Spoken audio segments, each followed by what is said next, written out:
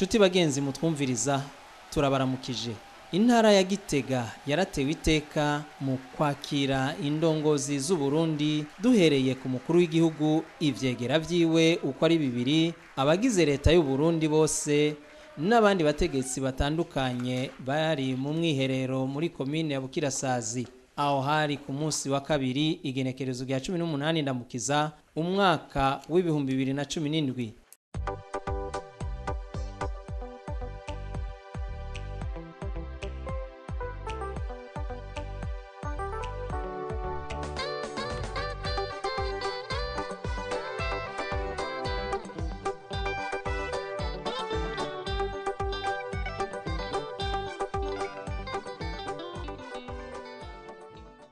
Twumviriza umuvugizi wa leta y'u Burundi Philippe Nzobonariba abitubwire.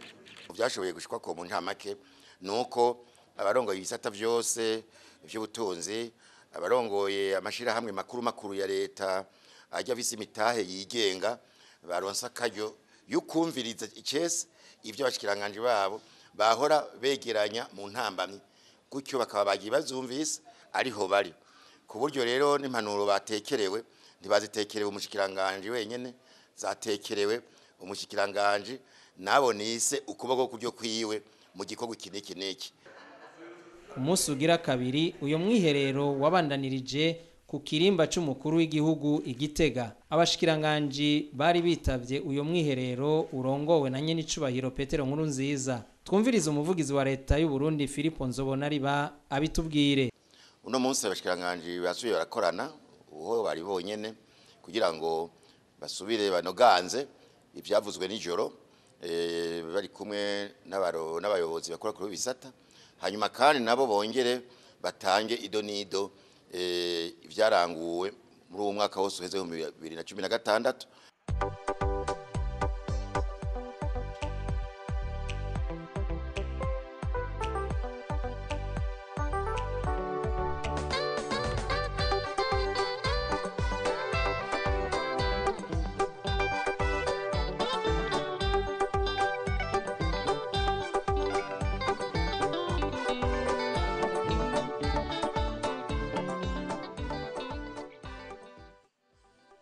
Ku munsi ukurikira aho ni kuwa kane igenekerezo rya 20 ndamukiza, inama y'abashikiranganje yarakoranye irongowe na nyene icubahiro Petero Nkurunziza umukuru w'igihugu c'u Burundi.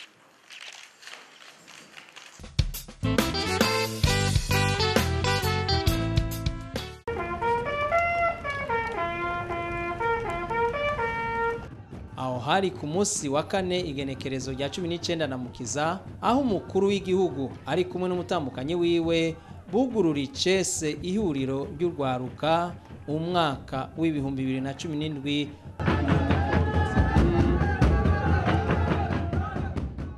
ku civugo kivuga giti rwaruka tugira urunani rw'intamenwa duteze imbere igihugu cacu. Mu ijambo ryashikirijwe n'umukuru w'igihugu yaratanze impanuro nkoramutima kurwaruka, ni mu vyumvirize. Abakurambere bamye babizirikana mu kuvuga bati imbuto itewe niyimera. Vyongeye basokuru barayamaze bati umwana apfa mwiterura. Twarabonye neza ko bamwe mu gwaruka bahora bicuza ivyo babakwegeyemwo, bakipfuza kuyora basheshe kandi bitagikunda. Ni nkenerwa rero ko ugwaruka rumenya gutandukanya icatsi n'ururo, rukubahuka kuvuga ruti oya kuri ico cose kidashira imbere ineza yabo n'iy'u Burundi bwacu. Ni mureme kandi muremeshe abandi. Ntihagire n'umwe muri mwebwe tuzokumva aganya ngo ziranyazwe, ngo ko bamwe bitwa abagira neza baduteye akagere ibintu bigiye kuyangara. Humura muhumurize n'abandi. Imana yarahezagiye Burundi ibuha ibihe byiza aho imvura n'izuba bibisikanya bigatuma umwimbu wiyongera, abene igihugu ahanini batunzwe n'uburimyi n'ubworozi bagashobora kwikenura no kwiteza imbere. Nimukomeze urukundo hagati yanyu mu kuzuzanya, ntimube nka wa mwana babwira bati kubita umwansi agakubita uwo basangira. Umutambukanyi w'umukuru w'igihugu Pastor Deniza yarigishije urwaruka ingene botegura kazoza keza. Hariho ibyo tugenderamo uyu munsi, ngira mvuge bike bike, ibyo dukora uyu munsi kumbure kera byanazira, ugasanga uyu munsi n'ibintu biteye isoni, kandi usanga ari utuntu duto duto, ariko usanga ari ibintu biteye isoni umuntu anabikoze vyerekana yuko imico yatitutse canke atahawe indero nziza. Hariho ikintu umuntu agikoze ari mu bantu ubona yuko uwo muntu umengo ntafise indero, sivyo ga yemwe? Umwana rero umuvyeyi yari afise itegeko ryo kuza aramuhanura, yamuhoza kwijisho kandi akaza aramuhanura amukangira, akandi amutuma ibikorwa bitandukanye kugira ngo akure azi no gukora ibikorwa. Umwana wa kera yararereshwe ijisho, umuntu atanakubiswe ukamuraba ijisho agaca amenya icyo akora. Uyu munsi umwana wanje ndamuraba ijisho agaca ambaza mu bantu, niki mama, none ngiziki, none ngiziki. Abo nibo bana bubu, ariko kera muravyibuka kera akuravye guki waca wibaza uti mbega ni giki nta, mbega ubwo ugaca wiraba kuticaye nabi, ugaca wiraba kutambaye nabi, ugaca wiraba cyangwa ugaca wiyumvira ubwo ntacyo nibagiye kumuzanira, ntacyo nibagiye gukora, ugaca wiyinjira mukaraba ijisho. Umwana wa kera yaramenya ngo arankebuye, yarashobora umuvyeyi kukuraba n'ijisho ashaka kukubwira ati va mu bakuze, wari wicaye mu bakuze ati va mu bakuze, yakuraba ijisho ugaca uhaguruka ugasoboka ukagenda. Uyu munsi umwana w'ubu ntarereshwe ijisho. Ivyo turakwiye kubigarukana. Hariho imigenzo myiza batwigisha abavyeyi ngo ko kizira kurya umuntu aganyagura. Murazi kuganyagura ibyo ari byo, muramaze kuvyumva umuntu ariko arabigira mwegeranye. Kandi urazi ko hari abantu bakuze uyu munsi mushobora gusangira ukumva ni ugaca wumva ko babuze iyo mpanuro ari c'est vrai, nivyo uca wumva ko babuze ubabwira ati kirazira kurya, waza wumva bagutabiye kirazira kurya uganyagura. Iyo yari ndero dutegerezwa kugarukana uyu munsi tukabibwira abana bacu.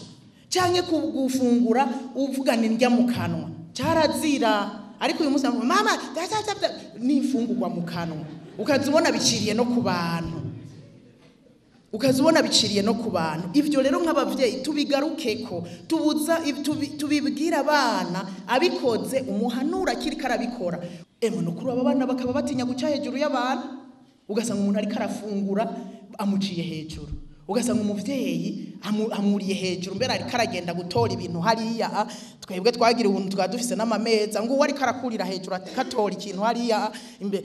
Burya ibyo agira kuri wewe azoba ari kumwe n'abashitsi udusanga ngo uwe ariko arabikora, canke arahandi yatumiwe ugasanga ariko arabikora. Babandi bazoca bavuga bati muri make uyu muntu ntiyarezwe, baca bavyita ko atarezwe.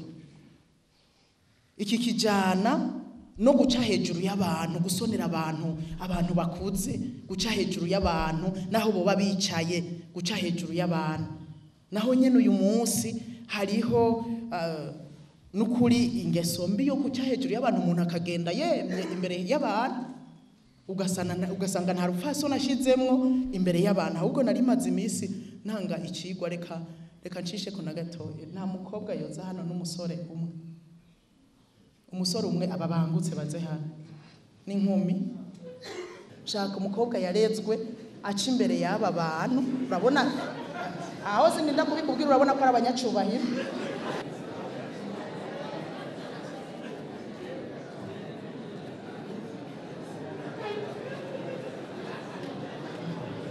Umusore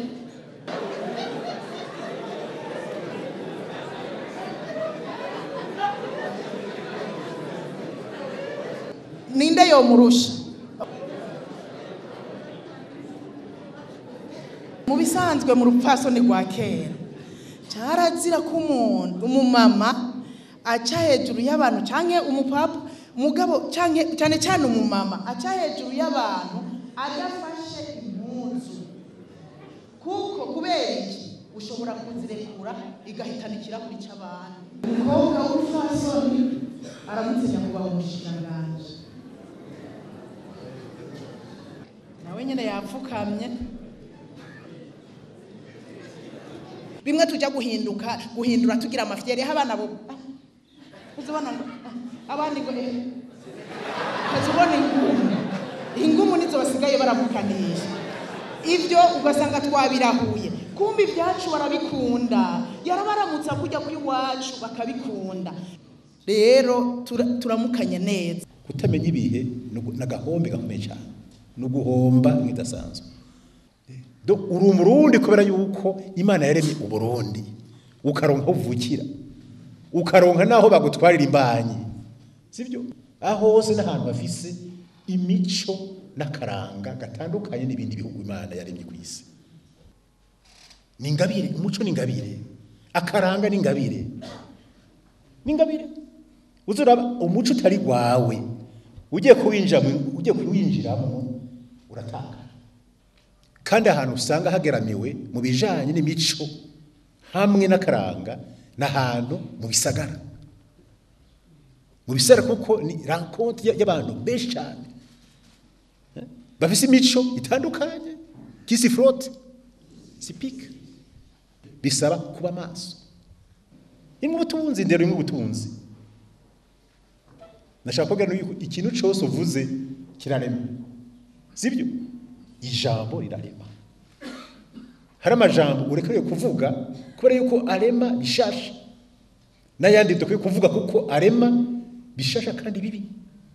Uja mu ijambo utazi ugaca utazi. Mu Kirundi bavuga ngo izina niryo muntu. Umutamukanyi w'umukuru w'igihugu Denise Nkurunziza batazira buntu eka ni buntu nyene avuye gutanga izo nyigisho kurwaruka yahuye n'umwana w'imfuvyi akwije umwaka w'amavuko atabasha guhaguruka. Ivyo yarahejeje kwigisha urwaruka yaciye abishira mu ngiro. Yaciye yakira ico kibondo kuzokirera nkuko yareze Joel.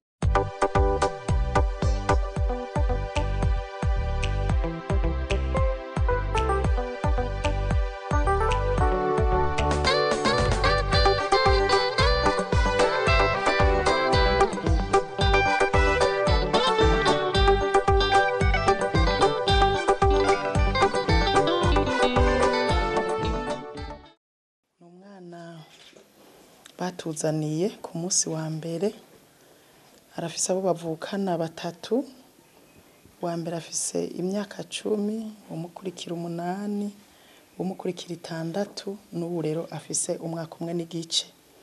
Nabana babuze abavyeyi hanyuma abana rero baca basigara muhira bonyene. Bari abantu basanzwe bakenye cyane hanyuma basigara muhira bonyene.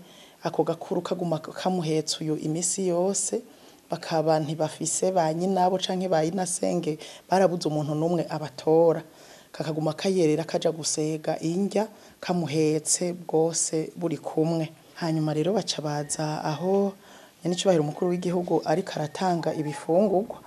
Ubwana burira nyene bushonje ubona nyene ko bushonje hanyuma baregereza nyene kubera bashonje hanyuma acara barungikana umuntu acara bandungikira kuko irerero ry'imfuvyi ryari ryatanguye gukora hari nyene ibuye.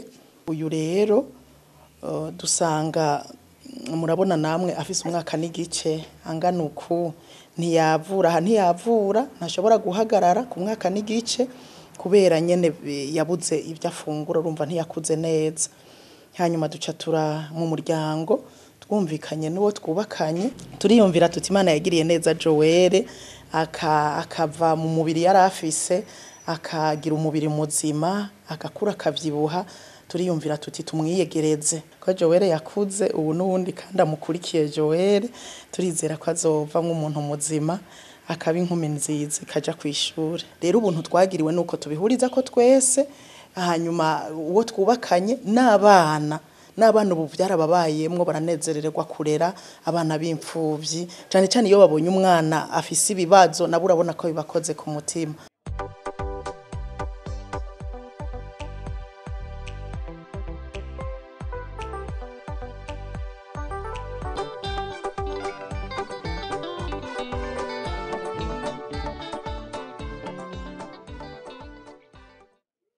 Ku mugoroba inyigisho z'urwaruka zarabandanije. Maximilien Shimayezu yaratanze inyigisho ku vyerekeye ingene urwaruka rwo kwiteza imbere rudahanze amaso leta. Kugira ngo ubeho neza ugendera ku mategeko, nta burenganzira na bumwe butagira ico usabwa. Ambassadeur Albert Nasasagare nawe nyene yaratanze inyigisho ku vyerekeye ingene urwaruka rwotegura kazoza keza rukaba kirumara mu muryango no mu gihugu. Ikibazo dushobora kwibaza imbere yuko ninjira mu cigwa vuga ngo mbega nabahe bantu dushaka kuba muri kazoza, hanyuma uko abantu bambona mbe hari ico bimfasha gutegura kazoza, hanyuma niki nohindura, ni gute no kwifata kugira ngo bikunde ejo hanje hazo hameze neza, kuko ikibano kirafasha abo uherereyemo biragufasha kugira ngo ugire uzo umuntu muzima ejo nta muntu yirebanga. Ku munsi wa gatanu aho ni kwigenekerezo rya 20 ndamukiza, umukuru w'igihugu niwe yararamukiwe kwigisha urwaruka. Ufise amatwi yo kumva uyo munsi yarumvise. Urugo wari umutahe mu muryango, nico tuma bawitwararika cyane, uko mu muryango n'abana babaramuye n'urwaruka ruba ruramuwe rukuba ku rugo. Urugo nago niwo mushinge w'igihugu, ivyo abarundi barabizi kuva kera. Hama rero urugo rushaba umuhora. Ikintu cyane dushimikira ko no munsi icigwa ca mbere gihagaze ku kintu kijanye no kuzirikana kuba umwene igihugu, ukuzirikana kubugwaruka mu gihugu, kuko abantu bamwe batabizirikana. Ico ni cambere, ico twita mu gifaransa moralisation de la société. Iciwe kigira kabiri, kutimenya ni ngorane. Kutimenya ni kosa rikomeye cyane. Abavyeyi bageze urunani basena ku mugozi umwe, no muco ku bana barize bamaze kuba umuco, abana nabo uko bakunda abavyeyi babo bakabubaha. Ijambo ry'Imana rwa yuko niyo nzira nziza kuba mu mahoro. Murabyumva? Kuba mahoro no kuramba no kuba mahoro. Amahoro nayo niyo soko y'iterambere. Iyo ingo zira mahoro hagati abavyeyi n'abana, uko ingo zibaye amahoro niho n'iterambere rishajyoro. Mumenye neza yuko imibereho yamwe bwo kwaruka n'abana n'abavyeyi ni facteur y'ugutera imbere cyangwa kudatera imbere. Nisho kuba hagati y'ugwaruka ritahereye mu miryango, mu ngo. Sivyo baravyumva? Ntabwo uzoza kugira urunani n'abandi utahereye kumenya yuko wewe ntiwitwa ugwaruka nk'uko wavutse ku giti, wavutse ku bavyeyi. Abavyeyi atse kugira urunani hagati yabo, amashabo urunani hagati y'abavyeyi n'abana. Ivyo uvanye muhira mugwaruka nivyo utwara mu bandi burunganwe. Ikintu citwa kahise, akahise ntigahinduka no munsi n'umwe. L'histoire ne change jamais. Seul l'avenir change. Muravyumva? Akahise ntushobora guhindura, igihinduka coye ni akazoza. Akahise ashobora kuba kabi, mugari nitwebwe ntabwo turi kondane, ntabwo twicira urubanza kuzokwama tuba muri kahise kabi. Ni ahubwo nkora kahise kabi turagwana urugamba kugira ngo dutegure kazoza keza. Murambonera amacakuri yabibwe kuza naho umuntu atacibonamwo umurundi, umwene Burundi akibonamwo iyo parati. Iparati y'ubuhutu, iparati kuyo plaque y'imodoka. Barapimye neza umuntu akabupima ati turagupimye mu mutwe, amazuru, imbavu, amaguru, ati cugende witwa muhutu. Ati niyo nizi no cugenda. ati nawe urumutuzi urakoze niyo ni izina ati nawe urumutwa turakoze guhera ico gihe mu ndabire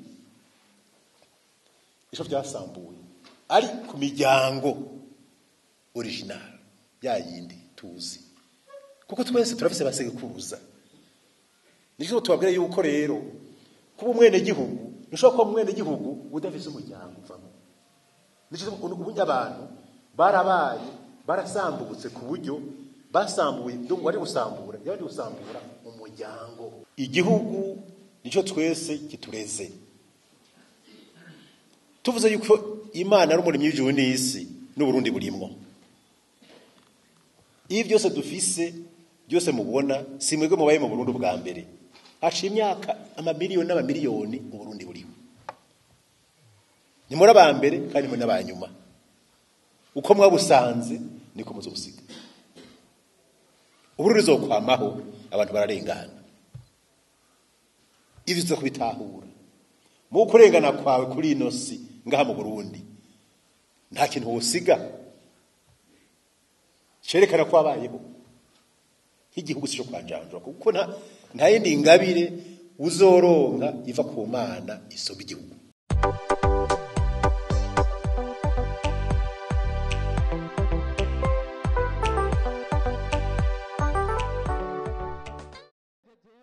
ku Mutaga umwigeme Ange Bernice akaba ari nawe Miss Burundi yarateguriye inyigisho urwaruka ku kungene boteza imbere impano Imana yabahaye mu guteza imbere igihugu cabibarutse. Ntituzoguma ngaho turiko turidoga ngo mu gihugu bimeze uku ngo bimeze uku kandi twebwe nyene duma novuga ati tube twebwe nyene aba acteurs du changement sibyo iryo hinduka dukeneye abari twe nyene turizana abari twe nyene tuvuga ati jewe mu vy'Imana yampaye narize amashuri ngira ibimu n'izindi mpano wakote reka ndazikoresha kandi ndabikora ubu nkiri muto nkigifise inguvu zose nkifise umwanya wose hama nzogere gushika aho nigejeje mvuga ati narashoboye gukora iki hama ndatuma n'abandi baba novuga baba inspiré. Haci hakurikira inyigisho z'umuhinga mu vy'amareresi Ngabo Leonce yarabasiguriye intwaro rusange mu Burundi kuva ku ntwaro ya cami gushika uno munsi. Murazi ico gihe cari ibintu byinshi by'abahutu n'abatutsi hanyuma niyo natangiye kuza ndagira ivyumviro by'ukugira nti jewe ninakura ni giki nzoshobora gukora kugira ngo nsige umuco canke nsige iki nzoraga urwaruka kugira ngo baze baribuka yuko hari injyane ziza zidafise ifatiro. Aho hose urwaruka rwarabajije ibibazo byinshi inyishu nazo nyene zaratanzwe. Urwo rwaruka rwarigenjeje neza muri iryo huriro haba mu gusangira hamwe canke mu kuganira bashira hamwe kanatsinda abateguye iryo huriro barakoze ibikora inka kugira ngo urwo rwaruka ruronke inyigisho rumerewe neza mbere nabo nyene barabishimye. Twebwe ugwaruka twaserukiye abandi muri rino koraniro kaminuza twagira dushimire bimwe bivuye ku mutima abiyumviriye gutunganya bino bikorwa na cane cane ubushingiranganje bwo gwaruka inkino n'imico kama hamwe n'ibiro by'umukuru w'igihugu. Turashimiye cyane nyene icubahiro umukuru w'igihugu yamana ntaryo ashira imbere ineza y'ugwaruka akaba yarabigaragaje mu kuduha umwanya utari muto muri iyi minsi ibiri kandi tuzi ko afise imirimo myinshi. Hari n'itangazo ryasohotse risozera iryo huriro ryashikirijwe n'umuyobozi mukuru ajejwe urwaruka. Kurwaruka ingingo ya mbere kugira intumbero y'ubuzima kugaruka ku ndero n'imico kama y'abarundi gukunda ibikorwa no gutegura imigambi y'iterambere gukoresha neza ubuhinga bwa none bwo kumenyesha amakuru kwibuka ko ari rwo mushinge w'iterambere ku barezi kugarukira indero y'urwaruka bisunze imico kama bakongera bakababera akarorero kugwiza ibiganiro hagati y'abana n'abavyeyi kuri leta kugwiza inyigisho zifasha urwaruka kwibeshaho neza kugwiza ibiganiro hagati ya leta n'urwaruka iryo huriro ryasozerewe n'umushikiranganje ajejwe inkino n'imico kama Jean Bosco Hitimana. Twagira tubashimire ingene mwakurikiranye izo nyigisho na cyane dufatiye ku bibazo mwagiye murabaza bijanye nazo. Tubasavye rero mushire mu ngiro ubuhinga babigishije mu gutunganya mwebwe nyene imigambi y'iterambere. Leta y'u Burundi irafitiye ugwaruka umwitorano kudasanzwe wo kuruteza imbere hisunzwe ivyifuzo n'ubukerebutsi vya mwebwe nyene ugwaruka. Tukaba dutangaje icese ko dusozereye ibikorwa by'ikoraniro ry'ugwaruka yo mu mwaka wa 2017 ryabereye ngaho Igitega kuva ku igenekerezo ya 20 gushika ijya 2021 ndamukiza umwaka wa 2017.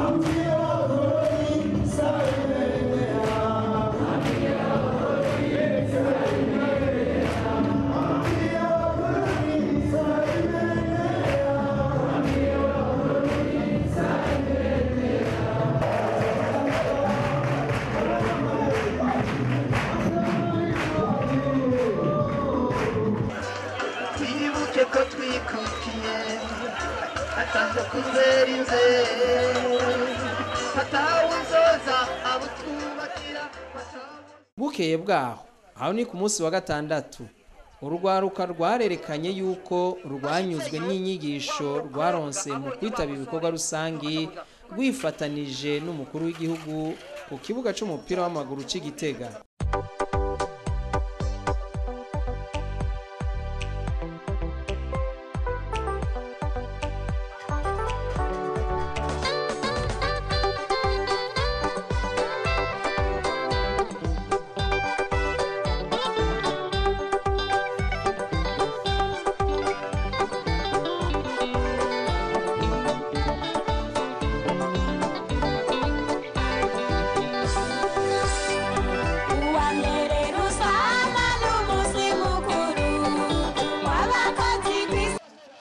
Umunsi w'Imana umukuru w'igihugu nyenicubahiro Petero Nkurunziza yarifatanije n'abakristu bo mu ishengero ry'abagenzi mu Kibimba aho hari mu gisabisho rusangi.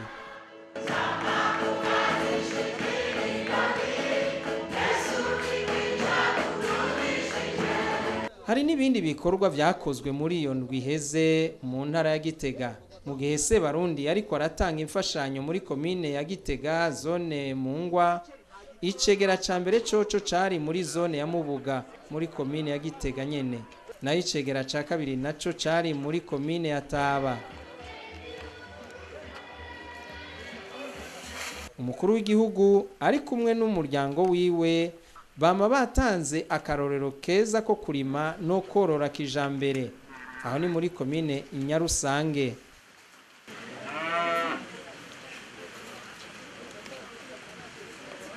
Si ivyo gusa, nyenicubahiro Petero Nkurunziza yama yitaho abafise amikoro make. Aho yari muri zone Mungwa gusangira Pasika n'abene gihugu bo muri iyo zone. Umukuru w'igihugu aragasanganirwa mu Burundi agume mu gihugu araduhembuye n'ubundi arazogaruka atwongera utundi aduhudura gutira abakene. Arongera kandi arafasha bamwe bamwe mu kubaha akaganuke ka Pasika.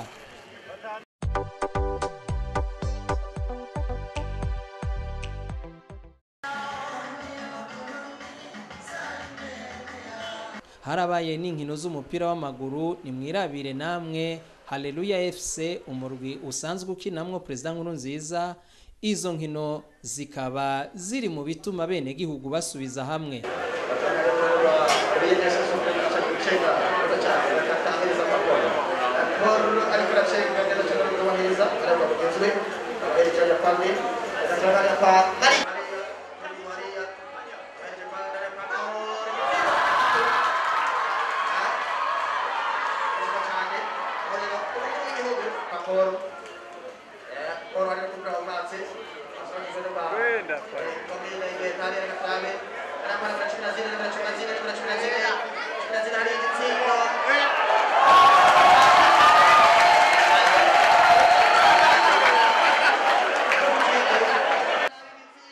nino ngaha dusozereye ko iki kiganiro Imana ibandanye ziga mu Burundi n'abarundi naho kundwiza sino cyane hariya sino cyane abona ntabwo ari kutiyemeje yuko